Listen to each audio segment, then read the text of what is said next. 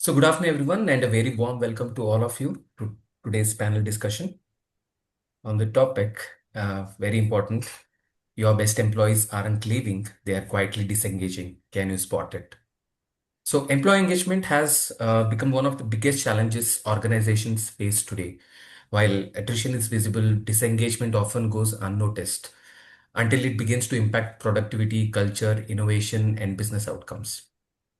Today, we have an incredible panel of leaders who bring diverse perspectives from HR, people strategy, business leadership, and organizational transformation to help us unpack this important topic.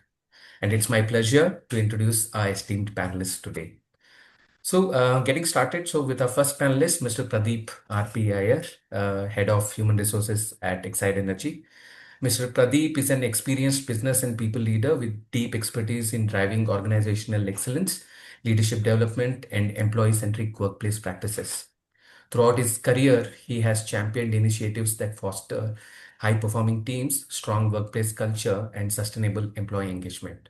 So we are delighted to have him with us today to share his valuable insights. Welcome, Mr. Pradeep. So next we have with us Ms. Sharmila Kannan, Vice President Human Resources at Ops Maven. Ms. Sharmila is a seasoned HR leader with over 2 decades of experience across people strategy, learning, talent development, and HR transformation.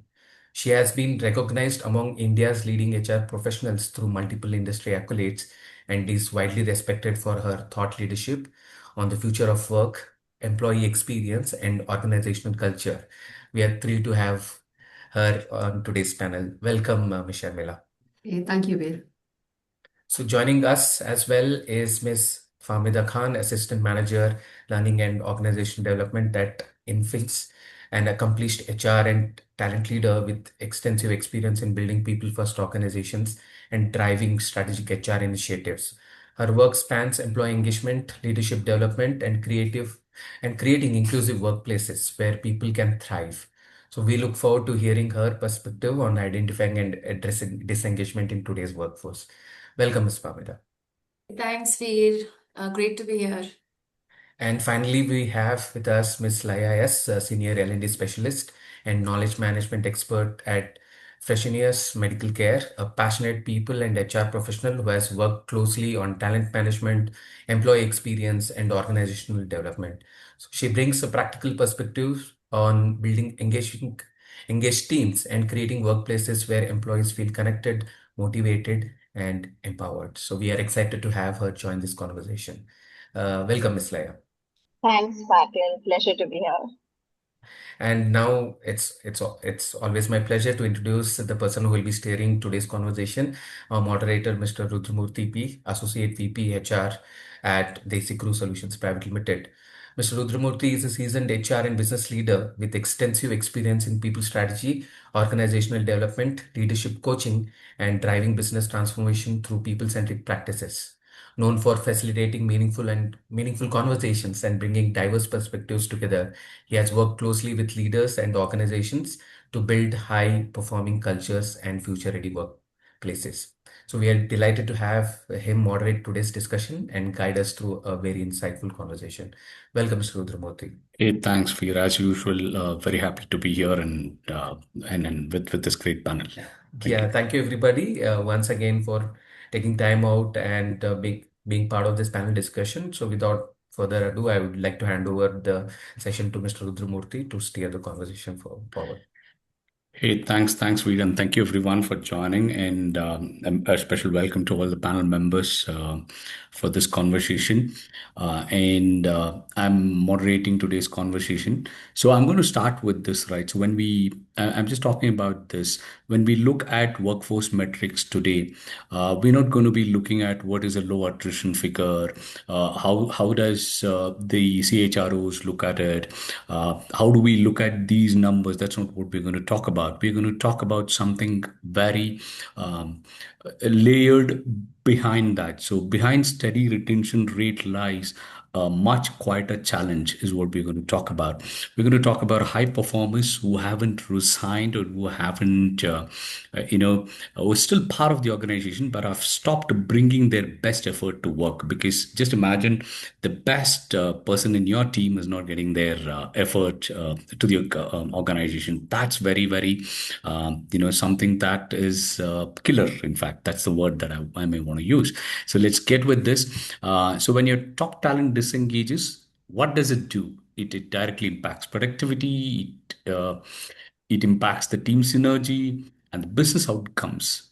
And that's all of this has occurred even before that letter comes into that HRBP's inbox, right? So that's ideally the end of it. It's not the start, it's the end of it. So, how do we deal with this is one of them that we want to talk about. How do we spot it and sign it? So, for this, I have the distinguished panel, a quick call out of the name Sharmila Khan, Vice President HR at Ops Maven, Famida Khan. I'm sorry, Sharmila Khan, that was. And then that's Famida Khan at Learning and Organization Development Strategies at Infinix, Laya S, Senior L&D Specialist and Knowledge Management Expert at Fresenius Medical Care. Pradeep R joins us from the Excite Energy, who's head of the HR there. Great. So I'm going to start with a reality check. To set the foundation, I want to ask each of our panelists a simple question. In just one sentence, what does quiet disengagement look like in your organization? So let's probably start with Shamila Kanan. So what does quiet disengagement look like for you or in the organization? Hey, thanks, Rudra. I think very important question. Quiet disengagement is probably when people continue to deliver the work they're assigned, but they stop bringing the energy, the ideas, the ownership that once made them stand out, right? So they stop volunteering for strategic initiatives. I think that's what is probably quiet disengagement for us.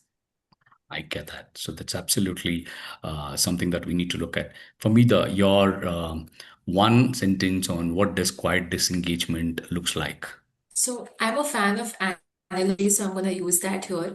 So it's like the hands keep working, but your heart's already clocked out. Got it. Laya, your views. I agree with both Sharmila and Kamida here. For me, I feel like the quiet disengagement begins when they stop feeling connected to their work, their purpose. They maybe even, continuing to deliver what they are supposed to do, but they are not connected. Like what Shamida said, the heart is not there. They are not making effort to grow in their space. They are just doing what they are supposed to do and they stop feeling connected. It's like, okay, I'm given this work, let me do A to Z work, but I'm not going to do anything less nor anything more. So that's what quiet disengagement for me. Got it. All right, and over to you, Pradeep. Your one sentence for this. We very specifically notice no inputs during any of their critical meetings. They just are present, but they would have been vocal, they would have been passionate about driving things, but you don't see them anymore. So the silence is heard much before the silent exit happens. Agreed. All right. Thank you so much for all of that. So, we heard multiple things, right? So, the heart's disconnected, the hands working. Pradeep just mentioned you're not contributing towards the organization, right? So, you're just doing what you're supposed to be doing. So, all dangerous. Very, very alarming, and it's a beacon that we need to arrest. Okay, getting on with it. Now, I'm going to specifically ask questions to each of you, and these, and get your perspectives. Let's probably get deeper into the early warning signs that managers possibly, it's not that deliberate, but frequently overlook. For me, I start with you here. High Okay. performers rarely drop their output suddenly. What subtle behavioral indicators show that a top performer is starting to pull back? Thank you. There are two sides to look at it. Okay, one, I pull back from interaction. So I'd stop disagreeing, I'd stop asking more whys. I will become very predictably average because I would no longer volunteer and I would like stop mentoring, helping others. So this is when happens when your hypos really start challenging you, stop challenging you because they've already stopped believing that you can do anything for them. Whereas there's a flip side to it. Okay. very shortened tolerance and very sharp responses. When you realize someone's energy has been running low, okay, their tolerance for frustration has completely shrinked. The replies become shorter, the humor disappears, and now every reaction seems to be so big than the situation really calls for. So one is definitely that you're pulling back, and then suddenly there's a flip side to it that you have extremely short tolerance. Everything now seems very, very personal. So Got for me, it. these are tops two subtle behaviors if I understand my peers are, disengaged. Correct. So reactive curt responses and possibly a bit of being not really connected with the work. Agreed. Yeah. Great. Shamila, I turn to you now for this question. Leaders, make all attempts, but sometimes mostly confuse disengagement with burnout or simple poor performance, right? So they Right. confuse the disengagement with what's a burnout and what's a performance. That's dipping. Now, how do we deal with this, or I how do we think distinguish this? yeah, it's very common to get confused on burnout, poor performance, or disengagement, right? And I think it's very important to distinguish them. So burnout is when someone wants to perform, but they probably lack the energy. And poor performance is probably a capability, clarity, or a skill issue or a role fit issue, to be honest. Disengagement is altogether different. Person could be capable, they have the energy, but probably the emotional commitment has faded, right? So, in terms of addressing this, I think each one of them requires a different intervention. Since we're talking about disengagement, typically, I think it requires a reconnection, right? You need to understand what's the purpose, what's driving them, what probably made them drop in terms of drop out of strategic projects or probably drop out of meetings or just suddenly go quiet. So what is it that's causing it? I think probably have a conversation, move away from the task to what keeps them engaged or what keeps them interested. Yeah, that. All right. So definitely, because the reconnection is a very important thing to get them back, because you rather do not do stay conversations, right? So that's where it is. Absolutely. Perfect. All right, Laya, I turn to you for this question. What do you think, or why do you, feel are most reliable employees disengage silently rather than being vocal or probably directly, raising their concerns with their managers or with HR? Why do you think they just withdraw and they just disengage? Yeah, I mean, that's a very important question. So, in my experience, I have felt that reliable people are the least who would be raising their concerns because somewhere down there, they have this feeling that they don't want to be appearing as a complainer. Rather, they should find solutions to what challenges is presented to them. So initially, they don't raise their concerns. They try doing it on their own. But what happens is for anybody of us, and for especially the reliable ones, they over time, if they feel that they are not being heard or they are not given enough opportunities to talk about it, or even see no opportunities to grow at their, what they want to do, eventually they take a back seat. They feel that they are being unheard. They stop sharing ideas, even though being reliable is something that they own as their character and they might do their work properly, but they stop doing what makes them exceptional. So it's because of their own credibility that they have built that they feel like they need to be doing what they need to do and solve every problem rather than engaging their managers. But ultimately when that prolongs and they feel that nobody is noticing it, they start disengaging, and that's very slow to notice because somehow they still meet their matrices, they're still doing what they want, supposed to do, but they just are not highlighted or not putting their effort that they probably do in the beginning. So I think that is the signs that we miss out on, and that's where the reliable employees struggle to figure out. Absolutely, because you do not want your reliable employees to disengage, and then you do not want them to, the personality changes that you just spoke about, how vocal they were, how they interactive they were, and then they all of a sudden stop asking questions. That's a very, unhealthy sign by itself. Okay, great. Great points.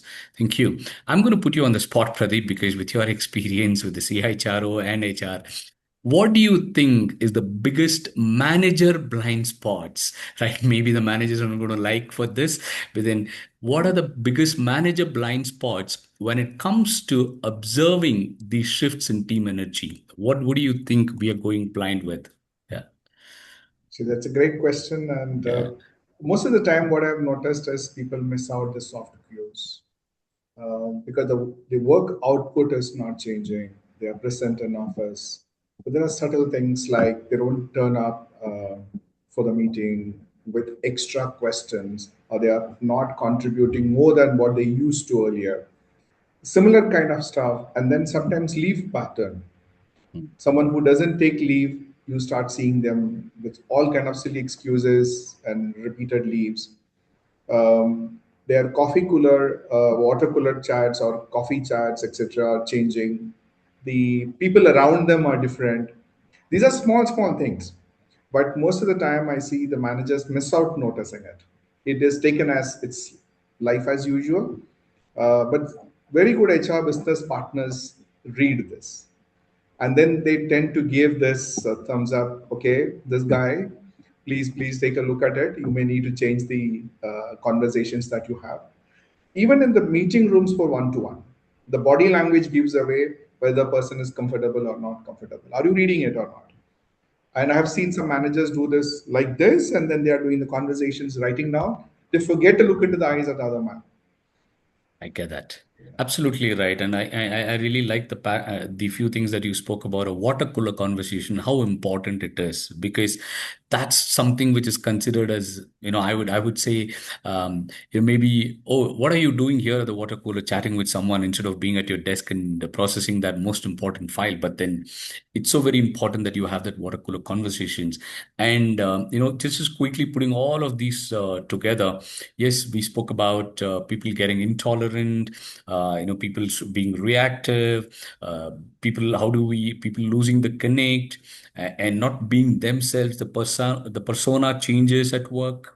All right, disengagement in conversations, probably the leave patterns and all of it. So we have listed them right now. Let's possibly look at in the few in the conversations that's going to come up of how are we going to address that, because listing them on one side is definitely great, and we have some great inputs. Then what are we going to go ahead and do about it is something that we're going to talk in the upcoming sections right now, or the segments. So we're going to move from experience to action. That's what I'm going to do. So this is for all of them. Let's take a 1 hour, probably about a 90 seconds to 120 seconds, probably about 2 minutes for each one of us, and then do this.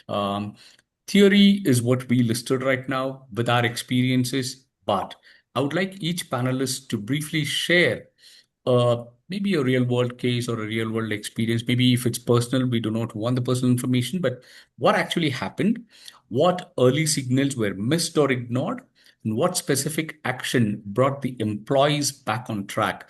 That is going to be definitely something that we would want to emphasize on.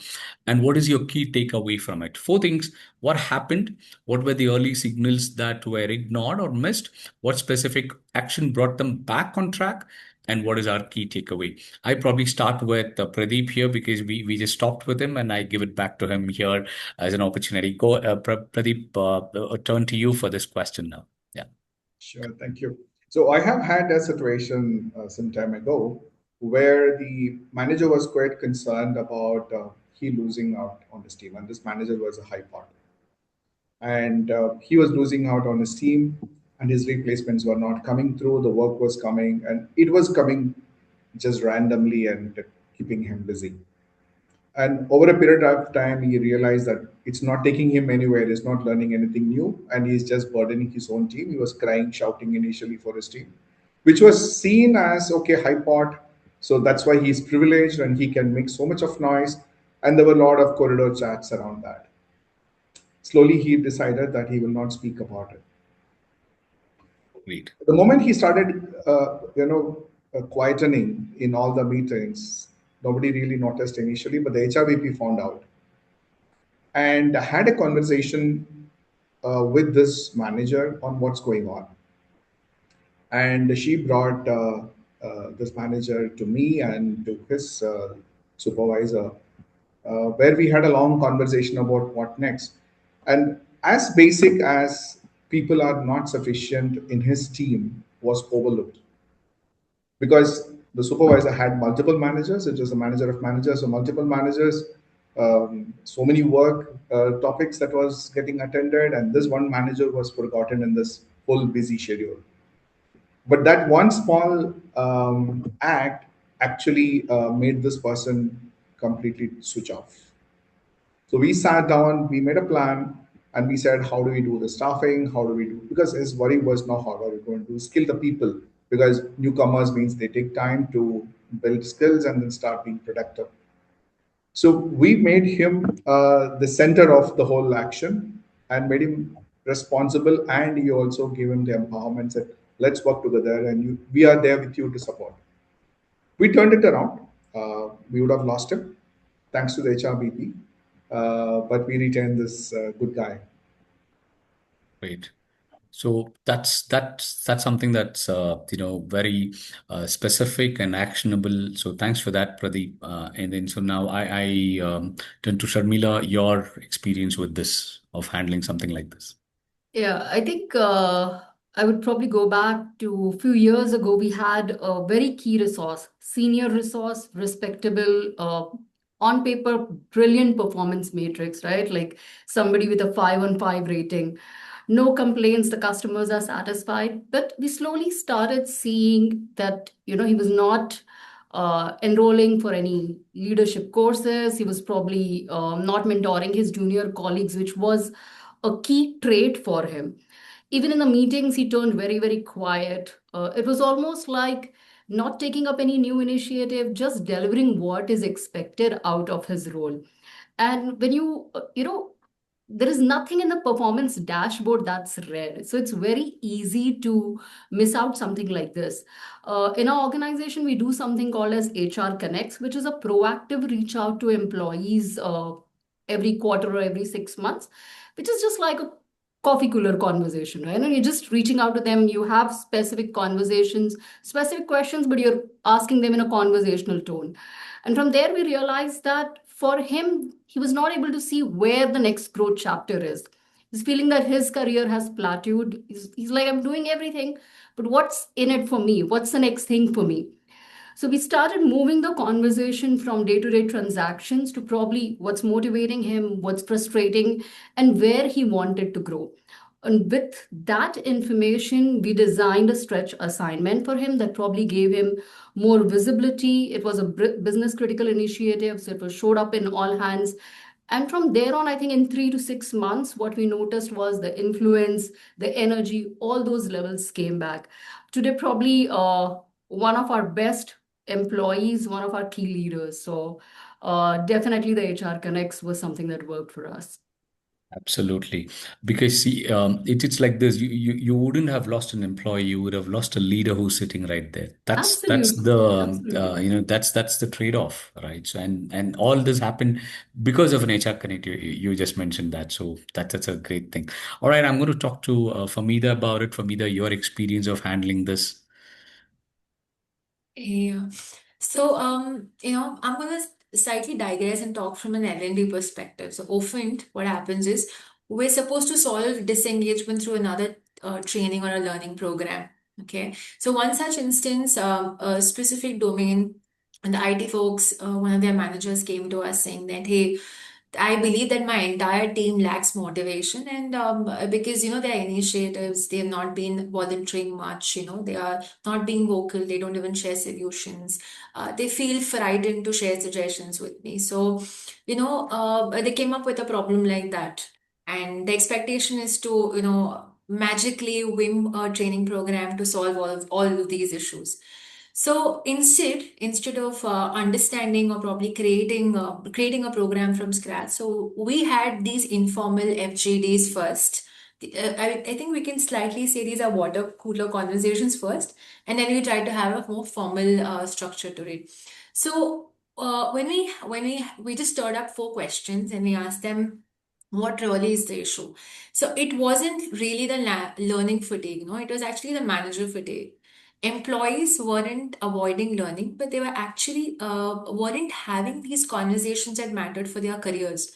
So no more understanding or no more conversations around career pathing. Where do I see myself in next 2 years in this organization? So all these things were missing. And as employees, I think if I do not have anything to look up to, so it becomes everything is becoming stale, right? And I just need to turn up to work, just do my 9 hours and get out. I mean, there's no purpose in it. So what worked for us is instead of really launching another program, okay, I sat down with your IT head and he said that, hey, how about we create a formal structure for coaching conversations instead of hiring? Because this is the issue of your people. So I went back to him with evidence, saying that this is what I've been observed, and we've had a formal, FGD around it. And he said, okay, what are you suggesting? I'm suggesting I give me only 2 sessions where one I teach them how to do it, and the second they apply back to their work. And magically, okay, the training became the following follow up and not really the starting point. So he observed that participation in his team improved because people understood what they were building together. Got it. Wonderful. That's a really great point that you touched upon, because we're talking about disengagement, and early talent disengagement is the notion someone sets on your organization. Great. So that's a very important thing, that you look for that and arrest early. And I like the two things that you spoke about. The coaching, communication, and the evidence that comes out of those, and presented to the ID head or the business leader. So that's a very important thing, right? So great. Laya, over to you now, from either on your experience of handling these, and what are your takeaways and observations? Sure. I also want to share something because on an L&D experience, because that's where I have seen most of the engagement and disengagement there. So in my one of my previous roles, it's not like a specific person, but we had certain leadership capability programs built in, which were like optional trainings for leaders or the people who are in pipeline for the leadership positions. And we saw that the accessibility rate of people completing it, doing it was very less than what we wanted. Okay, like being from that L&D space, we always assume that okay, people are not interested because of training, and people are not taking that effort. That was the easiest thing to assume. But then, we sat with the managers, with the leaders out there, and asked like, what is the issue? Is time an issue? Is there any other challenges that you're not able to work it out? And we understood that what was missing was it was too generalized for them. They were not seeing like we all were discussing what's in it for me. So those daily experiences, those examples were not part of those trainings, and they felt like it's not worth their effort. So rather than putting that effort, they just utilize that time doing their work. So bringing back that feedback to us, we started formulating learning experiences which were short, which were more role based.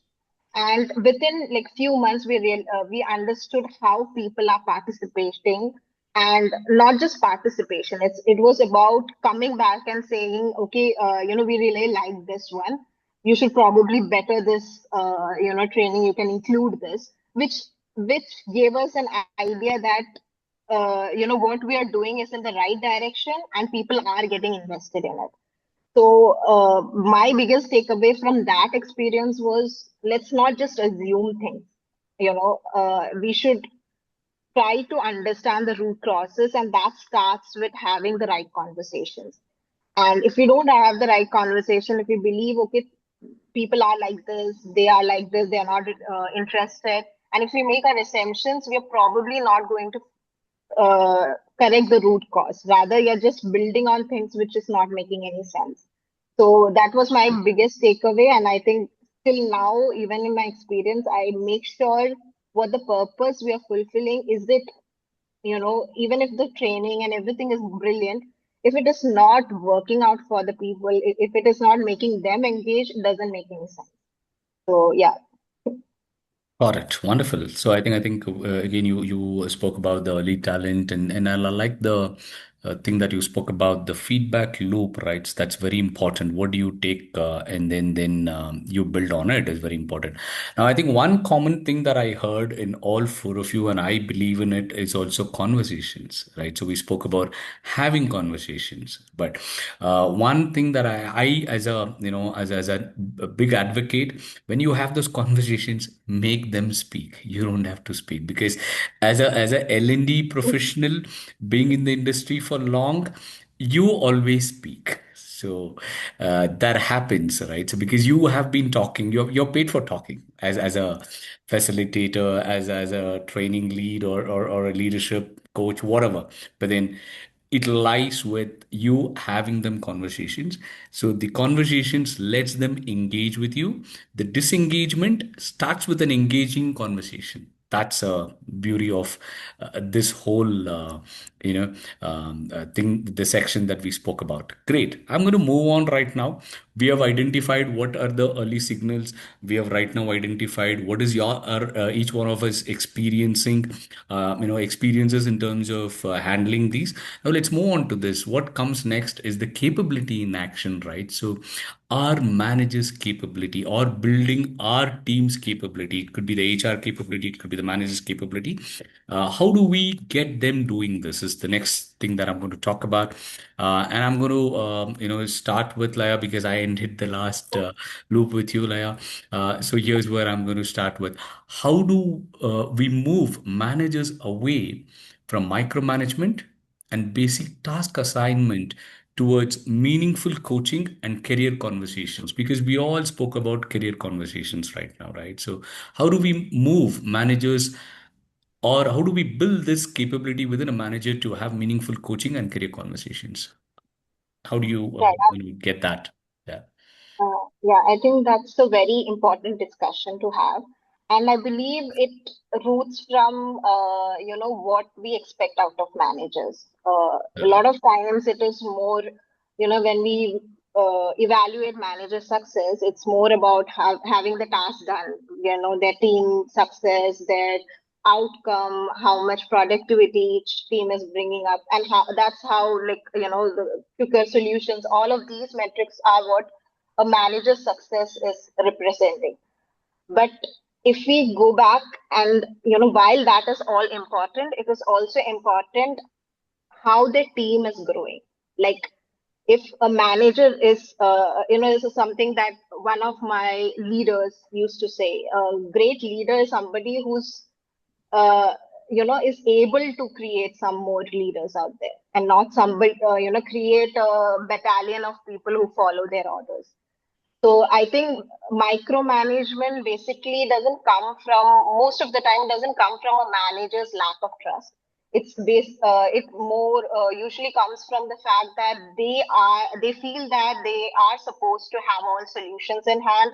They need to do all the metrics, every outcome. They should, shadow everything that needs to be done. And moving away from that micromanagement, what we need is to build in what is expected out from a manager. And most of the time, in when promotions happen, it is like the brilliant individual contributors that they get promoted to managers. And one skill that we fail to recognize in them is the skill to coach. So maybe they're very good at doing their work, but they might not have the right capability to coach someone else. And that's where the starting point is. So when you see, people in pipeline to get into leadership, it's important to have that coaching capability built in for them. Once that is done, it starts with the right conversation. It's not about, okay, I'll tell you what to do. It's about, what do you think, should be the right solution for it, and what are the support that I can give you. That's when the conversation starts. Because the first conversation mostly ends with not having the other person speak up. But when the question, moves from, okay, what is that you think can be done? That's where the conversation starts, and that's how you start building the other team members to stand up and own. And that builds more engagement than somewhere just letting them know, okay, this is what you need to do, just do it and complete. And I feel it's just that base that has been done from so many years or so many experience that we slowly have to change it. It's none of the managers innate problems that like, I want to micromanage, but it comes in naturally because they want to ensure everything is in place. I think that's Absolutely. where it should start at. Agreed with you on, and then I agree with you on one thing very clearly is also about the fact that great players are not great coaches always. All right. So because the skills that's needed to play and coach are different. So that's absolutely right. And you made a good point about uh, the performance and the potential, right? So which one of them are you identifying for someone to be a coach, right? So are you identifying the performance, or are you identifying the potential to be a coach? It's very important. Great. Wonderful. Now that you just spoke about a word, trust, and that's another question that I'm going to turn to Famida and ask her: what specific leadership behaviors build true workplace trust? What are you going to look at? That these are the behaviors that's going to build the workplace trust. See, we all reckon the fact that Rome was not built in a day. Okay. So I look at it as more like micro habits to use almost every day. One is consistent transparency. The fact that I am at place X and I vision to be at place Y, okay, calling your team together and asking that very question, what will it take us together to reach place Y? Firstly, sharing why it's required, driving purpose in each one of them, and sharing, clear responsibilities as to what and how people will contribute in that. Okay, so that really counts for me as the first thing, which is consistent transparency. The second is honest dialoguing. I think we've just spoken about, how disengagement really starts, but it actually starts when your managers reschedule your ones-on-ones. Correct. Okay, so I honestly think it's honest dialoguing before everything. And then what Laya's question, I think managers need to be taught to have courageous conversations before everything. Then you're better as an IC, right? What makes you different? So I think honest dialoguing is what separates from you from a great manager. We're not even talking about bosses. I mean, one thing's for sure, work is complex now. Okay, even Correct. AI stepping in, work is complex. I come from a BPM, classic BPM setup. So the work is rigid, and the future of work is evolving, while employees are expected to think, adapt, and solve problems really fast. And this cannot Correct. happen under tyranny or very strict control. Okay, so honest dialoguing from saying do this, then probably posing it as how would you like to approach this? Correct. And Absolutely. the third bit is more to do with being, genuine advocate for your team members. I learned this concept coming from consulting that I need to have sponsors everywhere. But before that, are you my true advocate? Is the Mm. question. So, Correct. these are three things. These are top three for me. If I really want to be a great manager, I'm gonna do this every day. So, yeah. Absolutely. And then, one thing that you ended with, right? So you got to be an advocate to earn trust. That's very important because it just reminds in words otherwise, right? So advocacy is the first step to practice something, right? So Yeah. right, perfect, great. So I'm going to turn to Shamila with this because we just spoke about trust. So I'm going to talk about something, probably very lateral, very, very, reason that we all have started talking about. psychological safety, right? So, how important is psychological safety for these conversations and for people to be themselves in the organization, and how do we build that? I think, Rudra, psychological safety plays an enormous role, right? People typically leave organizations when they think that growth opportunities somewhere else. It's not there internally. And probably if I reach up to my manager saying, hey, you know what, I want to move somewhere else within the organization, they might not allow me to do that because they would think about, oh, I need to hire somebody else, replace this person. I've spent time training them, or probably they're not feeling safe with their manager. They feel judged in one-on-ones where they're probably bringing up problems or probably trying to take a new initiative, and manager says, hey, you know what, I don't think that's going to work. Let's just stick to what was your job description. Let's just stick to doing this task first. Because like Laya mentioned, right, a lot of managers are good individual contributors. So a focus is on operational activities more than anything else. So they're busy thinking, hey, was this task done? If I don't ask you, you may not probably do it. So there is this inherent lack of trust.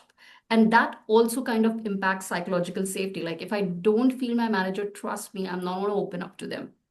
Correct. So I think it plays important role, and it's extremely important for managers not to just give feedback but receive feedback, right? So there are times that somebody in your team is going to be vocal and give you a feedback. If you're going to shut it down, they're never going to give you another idea, another feedback again. Great, wonderful. Thank you. And that's a very important perspective of psychological safety of giving it, right? So that's very important. Great. I know, Pradeep, I don't plan this, but I get with you for all the tough ones. All right. So now we started this off with that, what is the coaching and conversations? How do people do that? We started there, and then we went to workplace trust, and we established, okay, we need to build workplace trust. We also established that we have to build psychological safety. How do we do this with the line managers is what I'm going to ask you. How do you really think we're going to build this capability in the line managers, not with the HR, not with the others, because it's going to be probably easier for you to explain, but with the line managers, you got to go and tell them, hey, you know what, you're going to be doing all of these things. And he's going to be like, you know what, I have a client escalation handling. I have my KPIs has not been met. My SLAs is getting breached. How do I handle all of these? And with that, you are asking me to build this capability. How do we do that? Excellent. There are a couple of things which are very, very important that we need to make a note here. The first and foremost mistake we make is we make the wrong manager the manager. Because of the brilliant individual contribution both Sharmila and Monica spoke about, that doesn't mean they are managers, right? So it's all about people connect, ability to understand the other person, empathize, be compassionate, give the freedom to fail, because success anyway will be celebrated by everybody, right? I mean, my manager will celebrate the success of my team members, so forget that. So let's talk about the failure. How are you going to handle it? So to cut the story short, one of the key thing is engaging these managers early, identifying them and engaging them in the developmental programs on people management part of it. Unfortunately, with a heavy use of AI that we are going to see in the coming days, more than what we see today, the organizations are going to get flatter and flatter and flatter, and the work. I mean, I made a couple of posts around work and workplace and stuff like that. So I am always seeing that the organizations are going to be flatter. The manager, the erstwhile, the span of control, and the classical measures that the HRBP had to control things, those are all going to be just going up in the air. Now, the difficult part is how do we then ensure the connects? Um, so it is important that we set up certain cultural artifacts right away in the organization so that it becomes kind of a norm for this group how to behave in the company, because there is no more boss subordinate relationship. And I think we have taken away in IT world, they say, right, this master slave is a banned phrase to use. So it's the same way. There is no boss, there is no subordinate, because there's nobody's a subordinate here. Everybody is equal in an organization. So bring that culture right up front and then drill it from the day one. Bring it in your hiring, bring it in your training. So culture building doesn't start on, doesn't happen with just one small effort. The second thing is conversational skills. It's very easy to put that as conversational skills program, but when you start doing the program, you realize how difficult it is even for the manager who has on one side the customers screaming at him, the other side the boss screaming, and the third side the employee is crying, asking for an early leaving for that day, right? So and that puts a person on the spot. Let's be empathetic and compassionate to the manager as well. But in that context, how can that manager be still be successful? Right. Absolutely. So that is going to be the culture building effort for people like us. I think that's going to be the challenge. That's not so easy.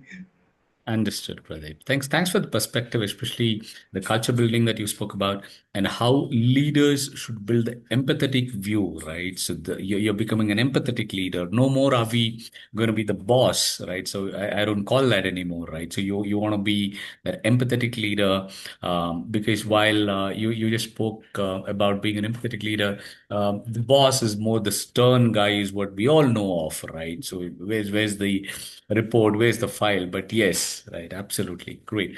All right, so I'm going to move now from all of these conversation to something very important, which we all have to do: our monthly business reviews and our weekly business reviews.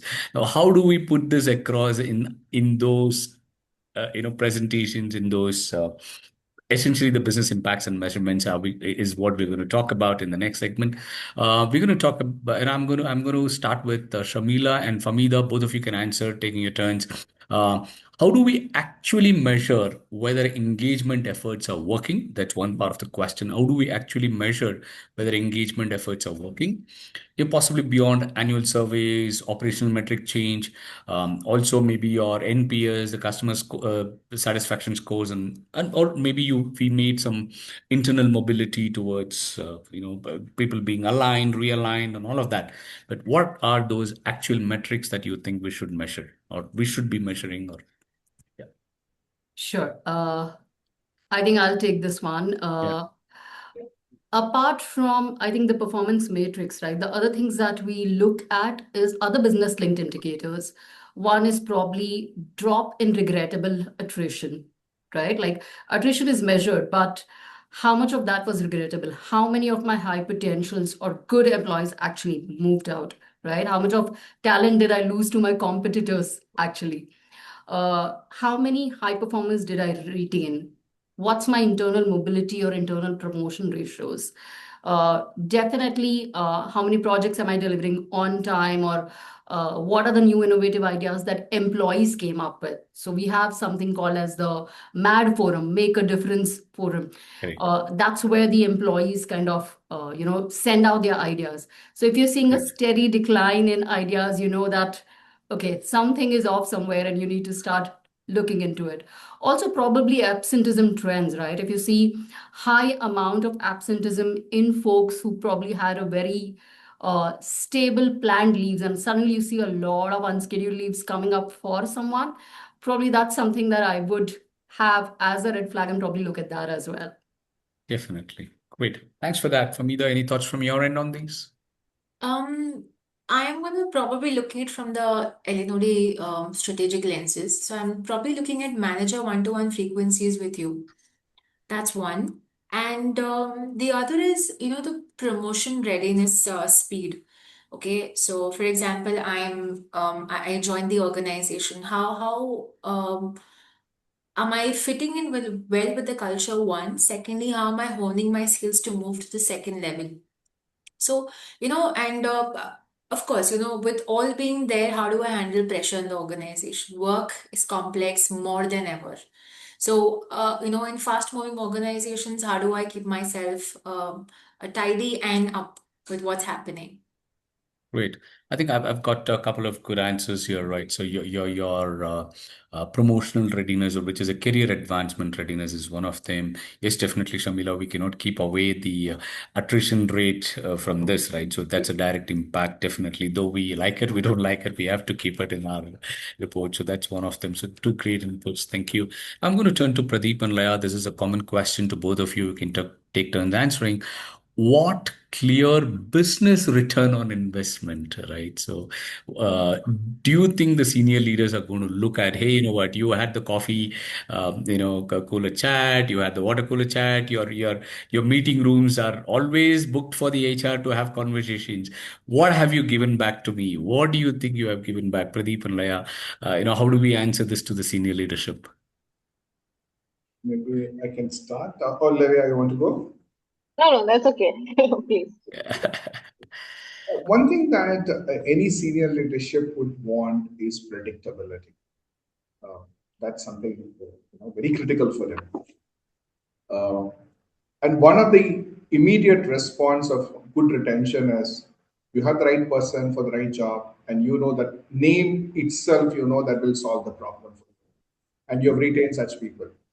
And that's going to be visible even in your senior leadership discussion. You have that person A, person B, person C who is going to go to this customer's place and handle this problem and so on, right? So that's one. The second one, which I have often felt, is the total cost of ownership of resources start falling.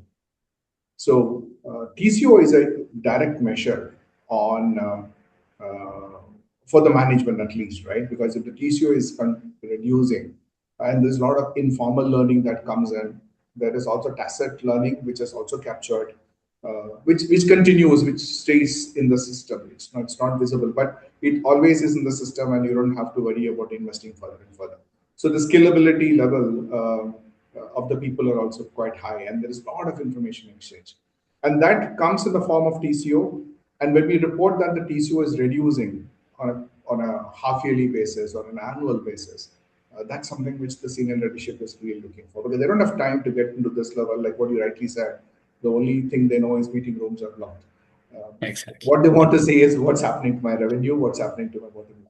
Exactly. Great. Thanks for that. So that's a very good insight, and you being, having these conversations with that senior conference rooms, I'm sure, it really helps to measure these, right? So absolutely.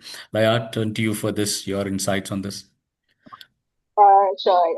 I mean, adding to what Pradeep was saying, from a business point of view, like finance is outcomes, and that numbers definitely matter. But more than often, we can we use engagement as a soft metric. Like it's just ensuring that people are happy, but it's more like a business strategy, because yeah, the numbers can help you show you what's today's result, but focusing on that engagement actually helps you in the future. Like you help to get the future leaders ready. You can see the pipeline growing. You can see people coming in for more roles. They see more growth opportunities, and you see people coming up with more ideas. Initially, when we started this conversation, we were talking about different generations and all that. But the fact is that we all learn from each other, and where that stops, it starts to decline. And I think the return of investment is that you're creating future leaders. You are seeing more innovation and not just going by the books how it has been for years, but you see things changing and changing in the positive direction. Great, wonderful. Thank you. So now I'm going to quickly move for the next couple of minutes. We are about 7 minutes away from the slot to end. So the last 5 minutes I want to reserve before closing up for the questions that's coming with from the listeners, the audience outside. Now I'm going to quickly get onto the rapid fire, and I'm going to ask. Start with this, probably 20, 30 seconds for each answer. I'm going to call out the names and just put the question, and it's a rapid fire. So, Pradeep, what is one common myth about employee engagement? Favorite one. It's not a sing and dance competition that HR does. It is deep rooted to the values and the culture that the organization wants to build. Great. Wonderful. Thank you so much for that. Laya, what is one daily leadership habit managers should eliminate immediately? Uh, I believe they should eliminate, assuming that silence is an acceptance. Oh, We should see how the silence works and probably have the right conversation because it might show a different picture. wonderful. All right, Famida, what is one capability investment every organization should prioritize today? Teach our managers to have bold, courageous conversations. Wonderful. Thank God you didn't say artificial intelligence. All right. Okay, Shamila, the question comes to you now. Will artificial intelligence improve employee engagement? Why or why not? Yes, if it removes the friction, and no, if it removes the humanity. So AI can open doors, but the human has to walk through it. Wonderful. Great. I think we have had a great conversation here. We've received some great questions from our audience during the session. Let's probably take a few, I would say about two or three. And one important thing I found in that was this particular question. I want to start with that. Right, we just spoke about AI, but then I'm not going to go for that. We just got one, but then we spoke about psychological safety since we have already spoken. One quick line about how do we create psychological safety without compromising accountability and performance. This is open to all of us. Anybody who wants to pick this? How do we create psychological safety without compromising accountability and performance? I think if, as a manager, you are okay with your team disagreeing with you, you've Okay, created the psychological safety there. wonderful answer. Definitely. Anybody, any thoughts here? Think of like re-engaging your workforce, like reviving a struggling garden. To make the garden thrive, you need climate, pot size, fertilizers. So this is how you have to start looking. So psychological safety becomes the climate. The internal mobility would be the pot size, and accountability and performance are pretty much linked. So they are like the fertilizers. So this is the analogy that I like to put ahead. Wonderful. All right. So this is a very important question. Would personalizing engagement strategies for different generations and functions work? Yeah, Anybody? I Yeah, Laya, go think, ahead. I mean, it's not about personalizing, but understanding the strengths and what to learn from each generation that can help build, engagement strategies. I mean, I'm sure when it's a lot of talk about millennials and the Gen Zs and all that stuff, but the fact is that there is a common ground, the learning part of it. So it's not about personalizing it. It's about taking the good from each one of them and seeing where it fits in better. So I think that should solve the problem than just categorizing people with generations and not, you know, trying have a different segments within the company, which is not going to work. It's about being open. So let's take the good and create a better engagement strategy for now. So Great. what we're Wonderful. doing here is we're under indexing it as generational, but here we have to understand that people have different needs. Yes. So our organizations being accommodative of those needs is the question, rather than not creating differently for different groups. I think Yeah, that's I how would I agree feel with about it. Famida here. Yeah, pretty much. Definitely, right. So because my two cents on this is that itself is inclusiveness. It starts from there. The Yeah, word itself, grouping, is not a word, right? Right. So getting yeah, everyone together is what inclusiveness. So it starts with that. And I'm sure Pradeep just spoke about culture. And mm, that's where the culture starts from. That's the culture that you want to give to your employees. How does your employee, culture strategy look like? Inclusiveness, and this is a part of it. That's where it is. In Okay. that context, I probably would like to add Sure. there's a concept, there's an article that's going around for a while called othering. Now, the moment you bring these generations into the picture and then start grouping or categorizing or bucketing people, one thing that you're doing is othering. But fundamentally, as human beings, the basic wants don't change. I want to grow. I want to Great. learn. I want to expand. I want to have freedom. I want to have a meaning in life. I want to have a purpose. It did not change from any generation to any generation. They remain the same. Definitely. So having that acceptance will lead to that inclusiveness and building the culture. That's absolutely right. So because I just go back to my uh, theory and say Maslow's hierarchy has not changed yet. Right. It still is taught in B schools. It still is applicable. It is still the pyramid that we follow. Right. Yeah. Absolutely. You're right about it. Okay. One quick thing here that I want to quickly touch upon, and it's come from the audience, is also because as L&D professionals, can we have measurable competencies in leadership development programs on engagement and empathy? Absolutely. My answer is definitely yes. Definitely. Uh, right. How do we do it is a question. I think we have all spoken about it. What are the different things that we can do? How do we keep engaging all of it? And I always have this take on learning and development, right? It's a serious business we are running. And why should training be fun? All right, that's something that I always ask, right? Yes, it can be engaging, but not necessarily the term that, okay, it's going to be it's going to be fun learning. Yes, it's going to be tough learning, but then it is going to be engaging while learning. That's very important. That is the notion that we need to set, right? Because most of the corporate training are like this. I'm going to take you out of the production line, put you into one training, stay there for some time, enjoy and come back, right? So that should not be the case because, when I always look at it this way, right? Learning is always serious. It's not something, but it can always be engaging, not necessarily fun sometimes, but it can be engaging. Absolutely. One last question that I'm going to take. We are at 4:01, but then this is going to be very important question.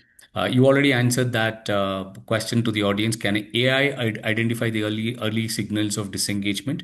Yes, that's the door that opens, but we need to walk. So you answered that question, so that's answered. But this question probably I would put across to Pradeep with his experience, while all of us can pitch in. How can we rebuild engagement after a major restructuring in a company? All right, all of us can chime in here, but I start with you, Pradeep, for this. Yeah, I saw this question on the yeah, chat box and I was very excited. I have gone through this personally multiple times because probably because of the experience and multiple instances where we have to go through this as a business, right? So definitely. um, the meaningful communication is very important. The first Great. thing is to go to the employees and say, that's it. Uh, and I take ownership. This has to come from the CEO and the CHRO. It's very difficult meeting because my friend has been laid off, and then you are standing there smiling, saying, "I'm still there, and everything is over," and all kind of disbelief and all that. So transparency matters, and have that conversation to start building the connect with the people. That's a start, step one.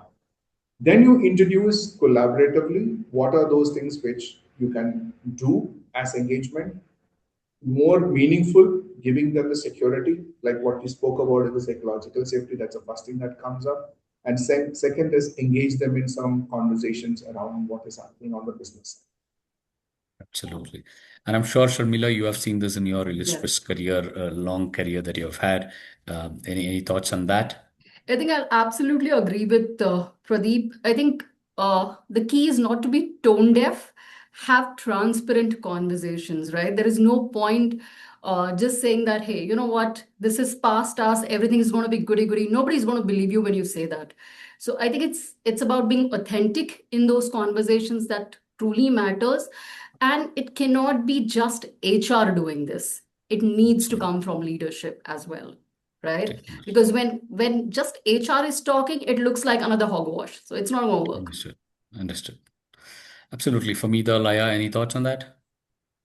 Yeah, like whatever they've discussed is very important, but I also feel that answering the questions they have in their mind is also super important. It's like you're giving the idea, okay, this is happening and all of that stuff, and the audience or the employees are left with thinking a lot of more questions than the answers. They have a lot of questions in there. There should be a forum to answer those questions, and not just saying the good things, but putting out the clear picture and giving a forum to answer whatever questions they have in mind. And it comes from obviously the culture that you build in initially.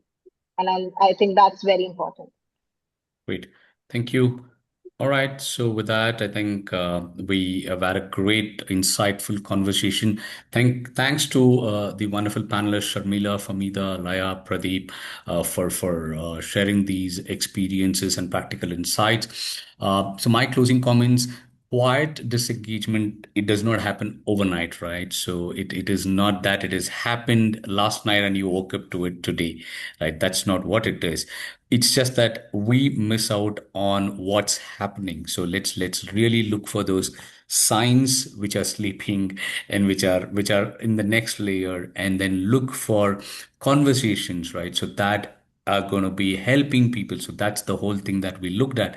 Having meaningful, engaging, effective conversations are very important. The managers learn conversational skills is very important. How line managers become shared accountability. It is not an accountability on responsibility of HR. How is it a shared responsibility, and what does leadership look at it from? Thank you all. It was indeed a great conversation.